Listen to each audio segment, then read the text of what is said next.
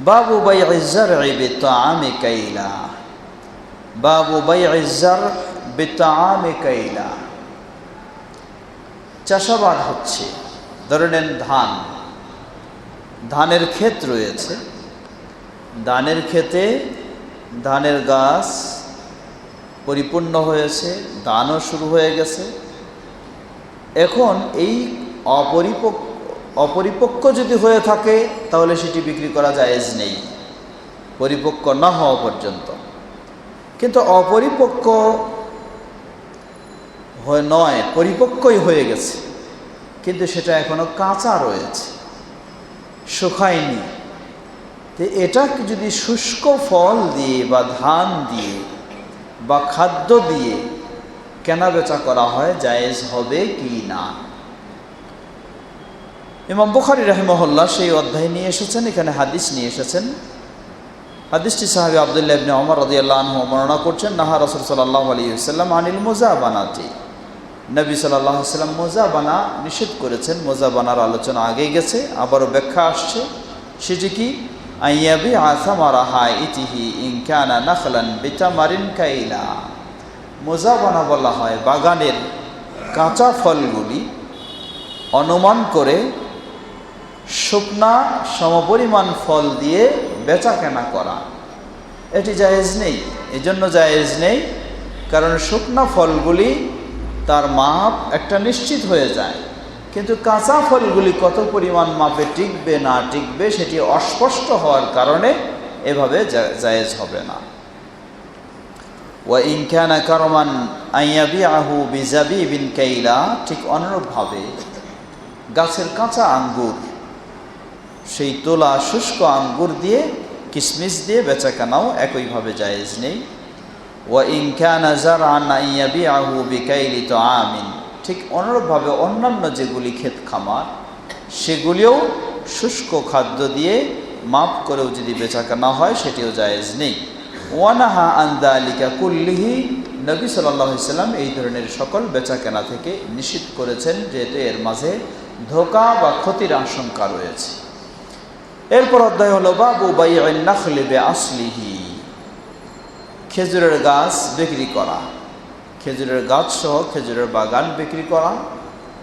এ মর্মে ইমাম বুখারী রাহিমাহুল্লাহ অধ্যায় বেদে হাদিস নিয়ে এসেছেন। প্রসিদ্ধ সাহাবী আব্দুল্লাহ ইবনে ওমর রাদিয়াল্লাহু আনহুর হাদিস, নবী সাল্লাল্লাহু আলাইহি ওয়াসাল্লাম বলেন, আইয়ুমা ইমরিইন আব্বারা নাখলা সুম্মা বাআ আসলাহা ফালিল্লাযী আব্বারা সামারুন নাখলি ইল্লা আন ইয়াশতারিতা আল মুবতা।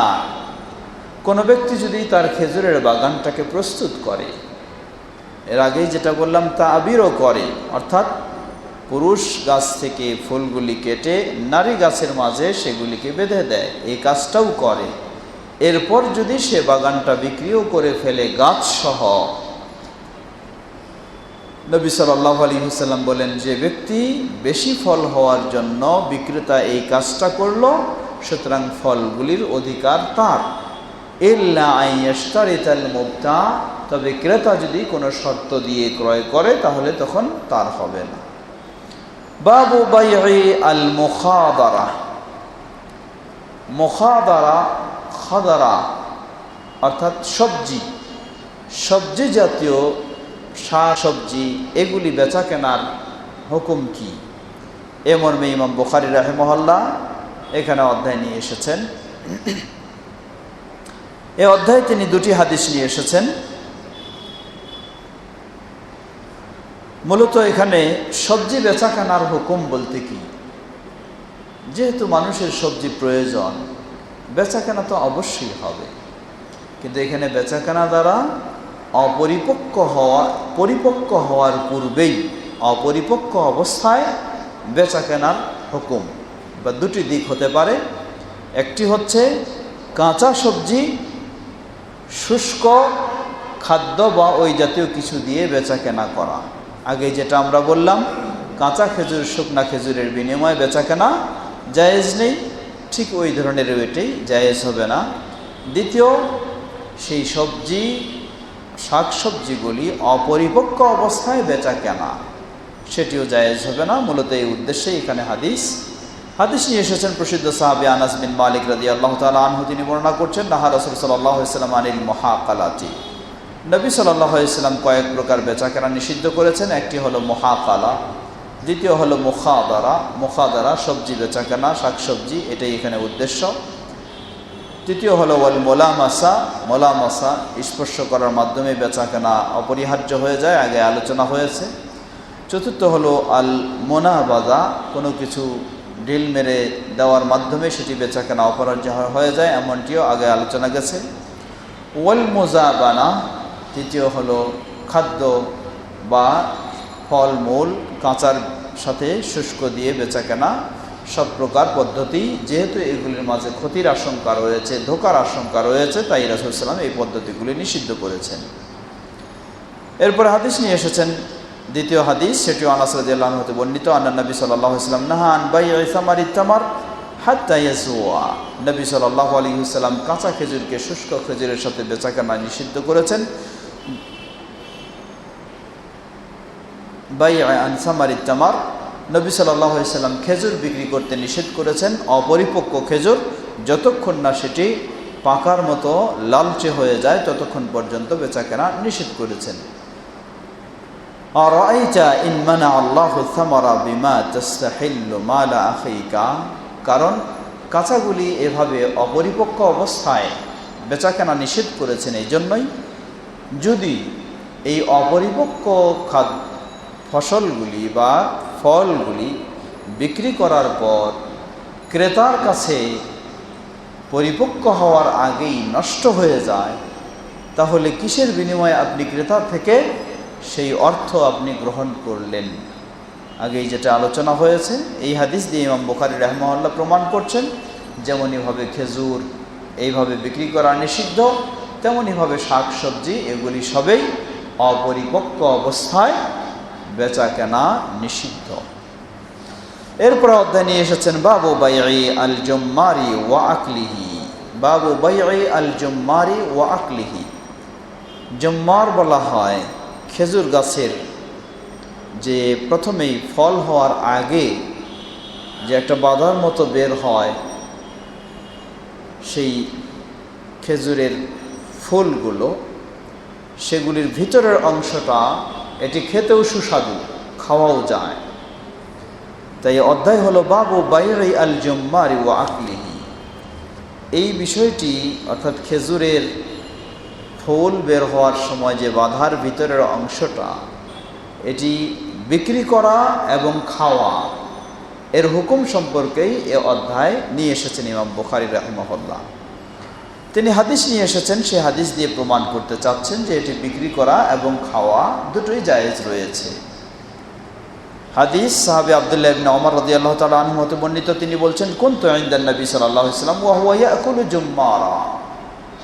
আব্দুল্লাহ ইবনে ওমর রাদিয়াল্লাহু আনহু বলছেন, আমি নবী সাল্লাল্লাহু আলাইহি ওয়াসাল্লামের কাছে ছিলাম এক বৈঠকে, দেখছি তিনি এই জুম্মার অর্থাৎ খেজুরের ফল আসার আগেই ফুল আসে যখন, তখন এই ফুলের বাঁধার ভিতরের অংশটা নবী সাল্লাল্লাহু আলাইহি ওয়াসাল্লাম এটা খাচ্ছেন, আর আমি সেখানে বসা।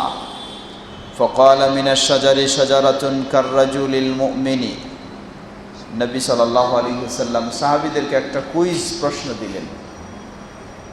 কুইজ, কিসের কুইজ? বললেন যে এমন একটা গাছ রয়েছে যে গাছটা হলো মুমিনের মতো। মুমিন মানে মুমিন দিয়ে যেমন অপর মুমিন কখনো উপকৃত হওয়া ছাড়া কখনো ক্ষতিগ্রস্ত হয় না, তো এমন একটা গাছ রয়েছে সেটা দিয়ে খালি উপকারে পাওয়া যায়, তেমন কোনো ক্ষতি হয় না। অন্য বর্ণনায় এসেছে, নবী সাল্লাল্লাহু আলাইহি ওয়াসাল্লাম কিছু ব্যাখ্যাও দিয়েছেন, যার মাথাটা উপরের দিকে হয়, তাহলে সেই গাছটি কি, এটা প্রশ্ন করলেন, কুইজ। সেই বৈঠকে আবু বকর রাদিয়াল্লাহু আনহু মতো ব্যক্তি ছিলেন, ওমর রাদিয়াল্লাহু আনহু মতো ব্যক্তি ছিলেন, ওমর রাদিয়াল্লাহু আনহুর ছেলে আব্দুল্লাহ ইবনে ওমর রাদিয়াল্লাহু আনহু ছিলেন, আরও অনেক গণ্যমান্য ছোট বড় সকলেই ছিলেন। নবী সাল্লাল্লাহু আলাইহি ওয়াসাল্লাম এই জিজ্ঞাসা করলে কেউ উত্তর দিতে পারলেন না। আব্দুল্লাহ ইবনে ওমর রাদিয়াল্লাহু আনহু বলছেন, ফাআরাদতু আন আকুলা হিয়া আন নাখলাতু ফাইদা আনা আহদাসুহুম ফাকালা হিয়া আন নাখলা। কেউ যখন উত্তর দিতে পারল না, নবী সাল্লাল্লাহু আলাইহি ওয়াসাল্লাম বলে দিলেন যে এটা হলো খেজুরের গাছ, এটা হলো খেজুরের গাছ। সাহাবী আব্দুল্লাহ ইবনে ওমর রাদিয়াল্লাহু আনহু বলছেন যে আমি বুঝতে পারছি যে এটা খেজুরের গাছ, আমি বলতেও চাইলাম যে এটা হলো খেজুরের গাছ, কিন্তু ভেবে চিন্তা করে দেখলাম যে এখানে বড় বড় মানুষরা আছে, আমার বাবার মতো ব্যক্তি আছে, আর আমি হলাম একটা ছেলে মানুষ, ছোট মানুষ, কম বয়সী মানুষ, আমার এই বলাটা আবার বেয়াদবি হয়ে যায় কি না, বড়দের জন্য অসম্মানমূলক হয় কি না, এজন্যই আমি বলি নাই, কিন্তু আমি বুঝতে পারছি যে এটা হলো খেজুরের গাছ। ওমর রাদিয়াল্লাহু আনহু আবার যখন আব্দুল্লাহ ইবনে ওমরের এই কথা শুনলেন, তাকে পার্সোনালভাবে বললেন যে হে আব্দুল্লাহ, তুমি বললা না কেন? কারণ তুমি ছোট মানুষ ঠিকই, তুমি যদি বলতা এটা বড় মানুষদের কি হোক না হোক, কমপক্ষে আমার জন্যও আনন্দের বিষয় ছিল। কি আনন্দের বিষয়? আমি না পারলেও আমার ছেলে জবাব দিতে পারছি, আমি না পারলেও আমার ছেলে পেরেছে, এটা আমার জন্য আনন্দের বিষয় ছিল, তুমি বললা না কেন? তো এখানে এটা উদ্দেশ্য নয়, উদ্দেশ্য হলো নবী সাল্লাল্লাহু আলাইহি সাল্লাম এই খেজুর গাছের যে ফলের আগে ফুল বের হয়, সেই বাধাটার ভিতরের অংশ এটা খাওয়া যায়, সুস্বাদু খাওয়া যায়। যেমন কলা, কলা যে কি বলে, এক এক জায়গায় এক এক নাম বলে, কলা যে বের হয় যেটা থেকে, মোচা বলে, মোচাটা কি খাওয়া যায় না? মোচা খাওয়া যায়, এটা রান্না করে খায়, কেউ এমনিও খায়।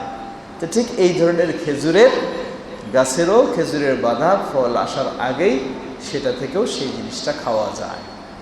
তো নবী সাল্লাল্লাহু আলাইহি সাল্লাম সেটি খাচ্ছিলেন এবং ওইটাকে কেন্দ্র করেই তিনি প্রশ্ন করলেন। হয়তো বা আব্দুল্লাহ ইবনে ওমর রাদিয়াল্লাহু আনহু সেগুলি দেখেই বুঝতে পারছিলেন যে এটা হলো সেই খেজুরের গাছ। তো ইমাম বুখারী রাহিমাহুল্লাহ অধ্যায় নিয়ে এসেছেন যে এটা বিক্রি করা যাবে কিনা, এটা খাওয়া যাবে কিনা। প্রশ্ন আসতে পারে যে কেন এটা বিক্রি করা যাবে কিনা, এই প্রশ্ন, এই অধ্যায়ের প্রয়োজন কি? প্রশ্ন এই জন্যই, আগের আলোচনা হয়ে গেল যে কোনো ফল পরিপক্ক না হওয়া পর্যন্ত বেচা কেনা করা যাবে না। তাহলে এটা তো ফলেই হয়নি, ফলের আরও আগের বিষয়, তাহলে এটাও নিষিদ্ধের মধ্যে পড়ে যাওয়ার কথা। কিন্তু এটা হাদিস দিয়ে ইমাম বুখারী রাহিমাহুল্লাহ প্রমাণ করলেন যে না, এটা নিষিদ্ধ নয়। কেন নয়? নিষিদ্ধ এজন্যই নয় যেহেতু এটি খাওয়ার উপযোগী হয়ে গেছে, এটি যেহেতু খাওয়ার উপযোগী হয়ে গেছে, অতএব এটি আর সমস্যার বিষয় নেই, তাই এটি জায়েজ হবে বেচাকেনা এবং জায়েজ হবে। নবী সাল্লাল্লাহু আলাইহি ওয়াসাল্লাম খেয়েছেন তাই খাওয়াও জায়েজ, এই মর্মে ইমাম বুখারী রাহিমাহুল্লাহ এই অধ্যায় নিয়ে এসেছেন।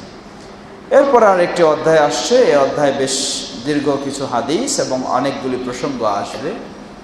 আমরা আগামী দিনে সেই বিষয়টি শুরু করব। আজকে আমরা এখানে শেষ করতে চাচ্ছি।